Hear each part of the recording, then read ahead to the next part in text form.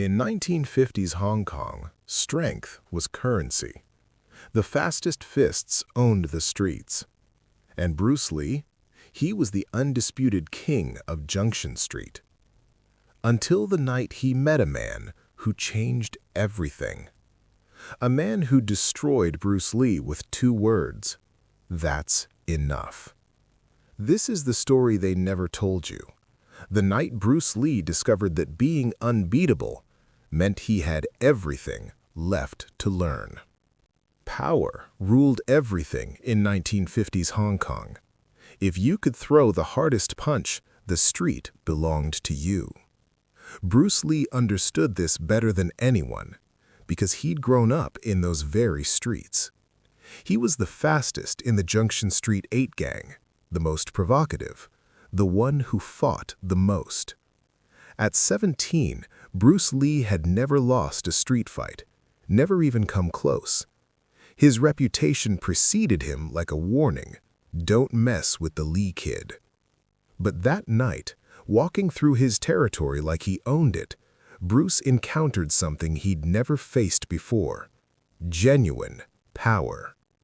The man waiting for him was different, nearly twice Bruce's size, shoulders wider than a doorframe, hands that looked carved from stone rather than born from flesh. Nobody knew his name, but everyone knew the rule. People who fought him never tried twice. Bruce Lee didn't step back, because in the street code, stepping back was an invitation for execution. What happened next lasted less than 30 seconds, but it would reshape the next 20 years of Bruce Lee's life, and ultimately the entire world of martial arts. Bruce Lee threw the first punch. It was lightning fast, precise, the kind of strike that had ended dozens of street fights in his favor. The man didn't even flinch. Bruce threw a second punch, then a third, each one perfectly placed, each one ignored. Then the stranger extended a single hand, caught Bruce's wrist, and in that moment, Bruce Lee realized something terrifying. No matter how fast he was, there were forces he couldn't escape. The stranger threw Bruce across the alley. He hit the concrete hard. The air left his lungs. The world went dark for a moment. But the fight wasn't over. Bruce got up. He attacked again, this time with rage instead of technique. But rage doesn't replace power. The stranger absorbed every strike, redirected every assault, neutralized every desperate attempt. Finally, the stranger pinned Bruce against a wall. He didn't throw a punch. He just stopped and looked directly into Bruce's eyes. There was no arrogance in that stare, only truth. That's enough. When Bruce Lee collapsed to his knees, his body hurt, but the real pain came from somewhere else. For the first time in his life, he thought, I was strong, but I wasn't enough. Everything he'd learned on the street, every technique, every victory, every source of confidence had been completely useless against this man. Speed wasn't enough. Courage wasn't enough. Rage wasn't enough. 3 days passed. The bruises on Bruce Lee's face were healing, but the unrest in his mind wasn't. When he walked the streets now, he wasn't clenching his fists. He was looking around, not at people, but at empty spaces. One afternoon, an old acquaintance grabbed his arm. His voice was low. If you felt your strength wasn't enough, he said, there's a man you should know about. Bruce expected a name. It didn't come. His name is Ip Man. The school wasn't flashy. No signs on the door, no sounds of fighting from inside. When Bruce entered, the first thing he noticed was silence. No one was fighting.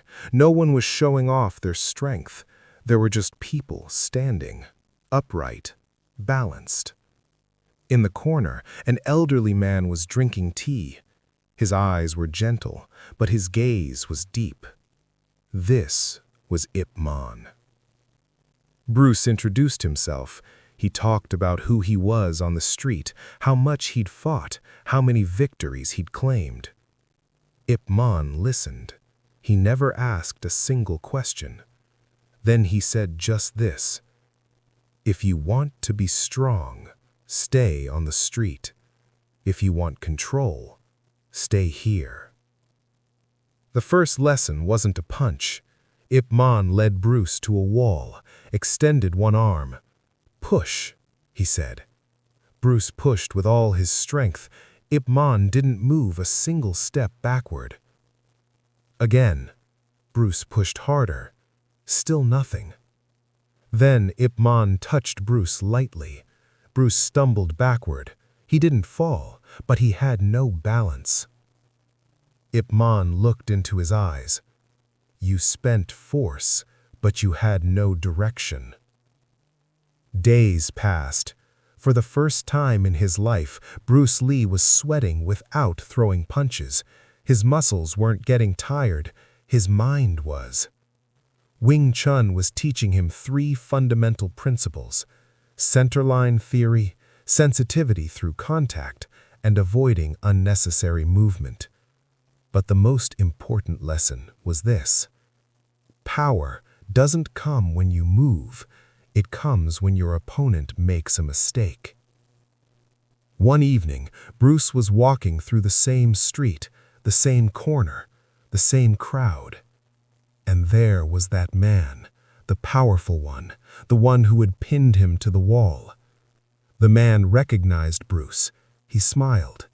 This time, Bruce didn't attack. He waited. The man made the first move. Bruce simply slid to the side, made contact, redirected. The man lost his balance. The fight wasn't over, but the outcome was clear. The man stepped back.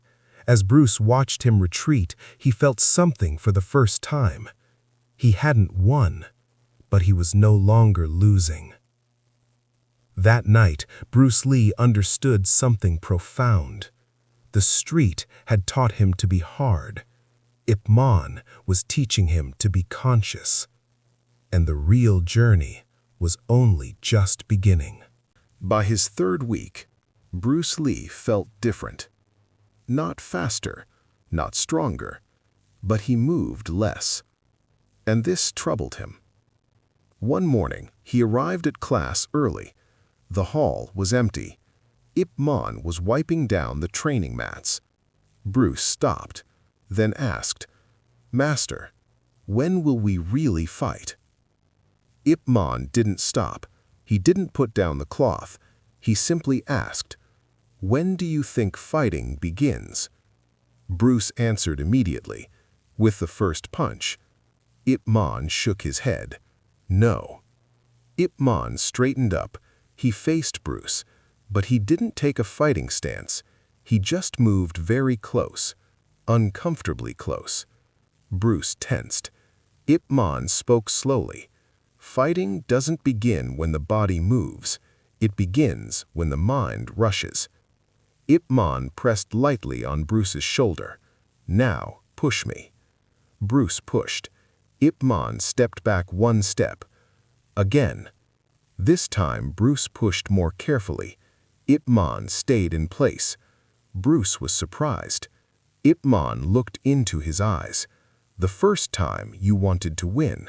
The second time you wanted to understand." Silence fell. Then Ip Man placed a bowl on the floor, filled it with water. The bowl was full to the brim. "Carry this," he said. Bruce picked it up, took 1 step.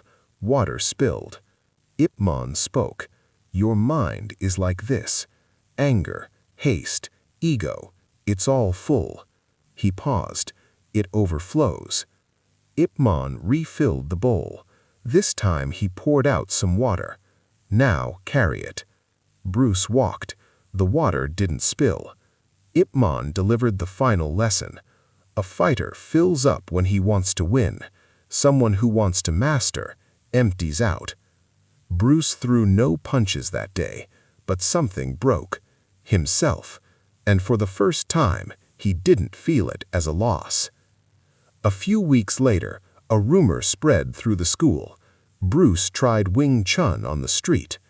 Ip Man said nothing, but he heard.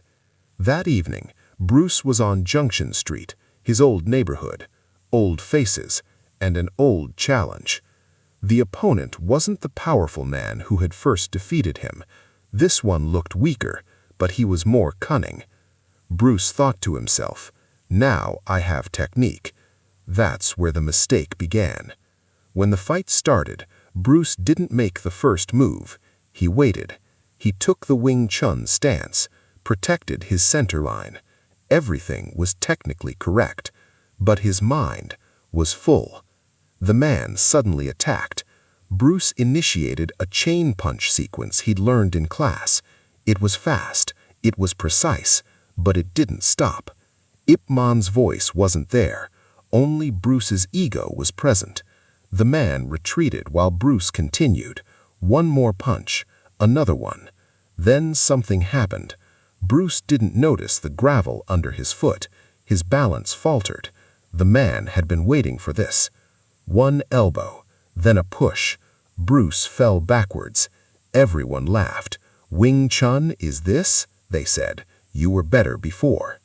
Bruce got up. He wasn't injured, but he was wrong. That night, Bruce returned to the school. Ip Man was in the hall, alone. Bruce bowed. "Master, I made a mistake today." Ip Man didn't respond. Bruce continued. "I used the technique correctly, but I still fell." Ip Man raised his head and asked only this: "Who told you when to stop?" Bruce couldn't answer. Ip Man stood up. He said slowly, "Technique will carry you forward, but if you don't know when to stop, it will carry you off a cliff, too."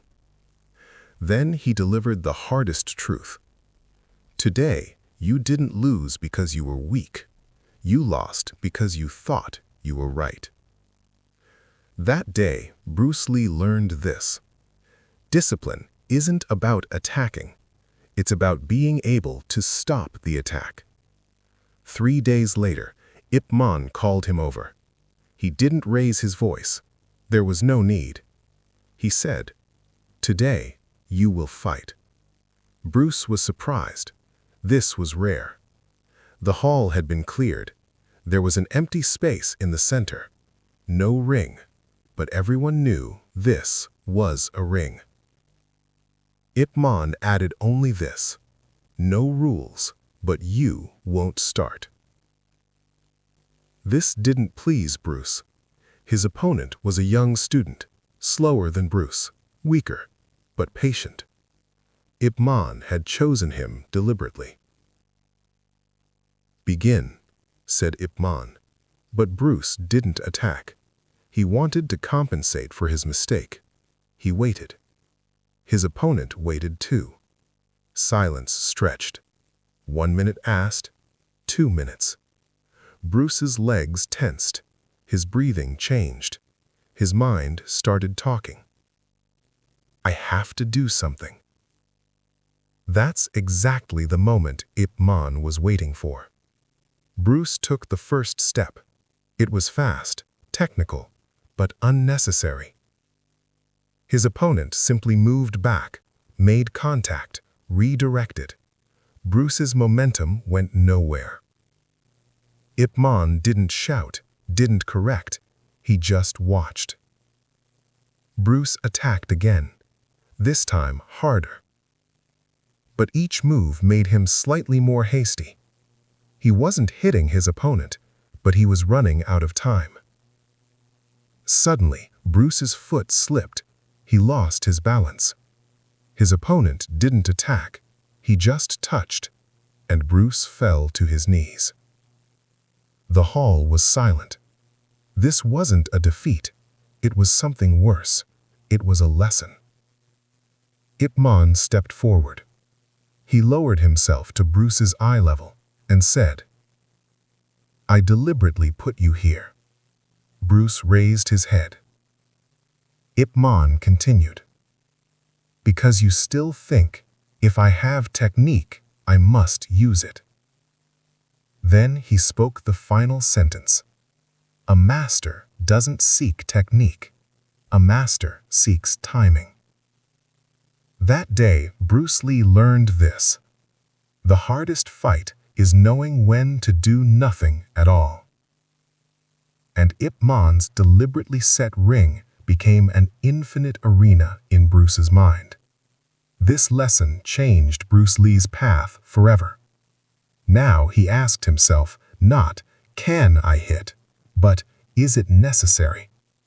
That's when Ip Man told Bruce Lee something short, hard, and unforgettable. Breathless, like a slap. If you need to strike, you've already lost. After Ip Man said that, no one spoke, not even Bruce Lee. After class ended, Bruce Lee stayed in the hall. Everyone had gone home. He stared at the marks on the floor, the faint lines left by feet, the places where balance had been lost. These marks had nothing to him before. Now they told stories, because for the first time, he noticed something. He had been moving before he moved. His mind was running. His body was following. The next day, Bruce arrived early as usual, but this time he didn't start training. He stood in the center and waited. Ip Man was watching him. He said nothing. Bruce was practicing stillness for the first time. He slowed his breathing, lowered his shoulders, felt his feet's contact with the ground. Minutes passed. He didn't sweat, didn't throw punches, but his mind became tired. A student couldn't help but ask, "Bruce, why aren't you training?" Bruce didn't answer, because for the first time, he was learning this. Training isn't about movement. Training is about noticing what's unnecessary. From that day forward, Bruce's fighting changed, but it was hard to notice the change. He attacked less. He showed off less, but the people facing him stopped earlier. In one training session, Ip Man gave him only one task: touch me. Bruce didn't attack, didn't move sideways. He waited. Ip Man moved. Bruce made contact. Only contact. Ip Man stopped. For the first time, Ip Man nodded his head. This wasn't praise, but it was approval. That evening, Bruce wrote in his journal, "I used to be fast. Now I'm on time." This sentence was a turning point for him because Bruce Lee understood for the first time transformation isn't about adding something new. Transformation is about letting go of what's excessive. Bruce from the streets was no longer looking for punches. He was looking for space. And in that space, he was finding himself for the first time. This was Bruce Lee's first real transformation. From the outside, it looked ordinary, but inside, it was a road with no return. After that transformation, Bruce Lee didn't avoid the streets, but he no longer belonged to them either. The street hadn't changed. Same corners, same stairs, same tension. The only thing that changed was Bruce. One evening, walking through his old neighborhood, someone blocked his path. A familiar face. Someone from Junction Street 8. Someone who used to fight alongside Bruce. There was a mocking smile on his face. "We heard," he said. "You don't fight anymore." Bruce didn't answer. The silence made the other man uncomfortable. The man approached. "Are you a master now?" he asked, extending his hand to push. This was the test. If Bruce had been his old self, he wouldn't have stopped after the first punch. But this Bruce waited. The man pushed. Bruce didn't retreat, but he didn't fight back either. He just planted his foot, made contact, redirected. The man's force flowed into his own emptiness. The man stumbled. He was surprised.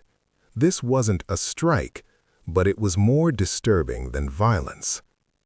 The man attacked again, this time with anger. Bruce's mind stayed calm. One step to the side, one contact, one redirection. The man fell to his knees. A few people nearby stopped. They watched. No one cheered, no one shouted, because there was no fight happening. The man was on the ground. Bruce was standing. But Bruce didn't throw a punch. He paused for a second, then said only this: "Enough." The man raised his head. He looked into Bruce's eyes. There was no arrogance there, no victory, only control. The man got up. He left without saying anything. Bruce didn't watch him go, because this time he hadn't wanted to win. At that moment, Bruce Lee understood this. The real test isn't about winning. It's about being able to stop. The street had called him, but Bruce hadn't answered, and this was the strongest response he could have given. Bruce Lee left that street that night, and the heat was still in the air, but the tension inside him was gone. He didn't speed up his steps, didn't look back, he just walked. What Bruce didn't know was something else. At the other end of the street, in the shadow of a dim shop, a man was standing. Ip Man. It wasn't a coincidence. He'd noticed Bruce leaving early that day. His silence, his glances, and masters follow silence. Ip Man didn't watch the fight from beginning to end. He didn't need to. He only saw this. Bruce didn't retreat, but he didn't attack. He didn't waste energy, and most importantly, he chose to end it. When Bruce said enough, Ip Man bowed his head very slightly. This wasn't a smile, but it was a signal.